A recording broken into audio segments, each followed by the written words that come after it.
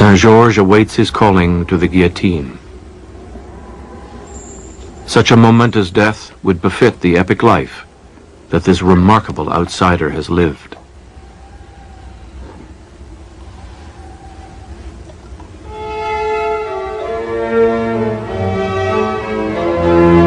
The story of classical music's first black composer begins a continent away.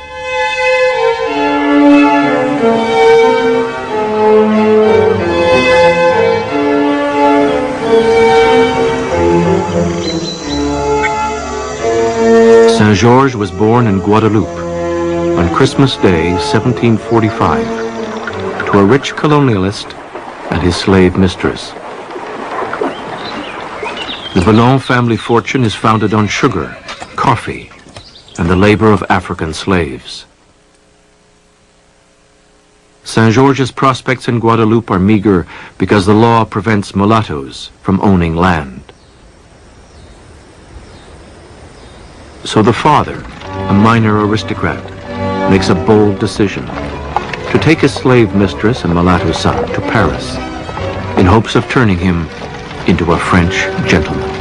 The relationship between Saint-Georges' father and him, there was just a real attachment between him and his son. He may have just found it impossible not to take him with him. He may have just adored him. The main gist, I think, the main thrust of the father's ambition for the boy was to see whether he could get him into society. Young Saint-Georges arrives in Paris as the age of enlightenment is dawning. His father hopes to offer his son a freer life in an international cultural capital. However, these aspirations face the prevailing attitudes in France, which see blacks as servants and laborers. The most contemptuous attitudes see blacks as animals without souls in a time when the slave trade is still rampant and lucrative. Being somehow between two worlds, one of which is in the lowest social strata, slaves, and the other one in the highest social strata, the aristocrats, this must have made him very insecure.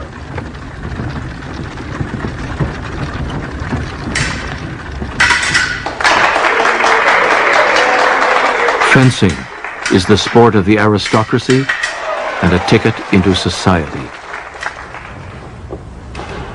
Saint-Georges is enrolled by his father in Lavoisier's prestigious Academy of Fencing at 13 years old. Young Saint-Georges seizes the opportunity to prove himself.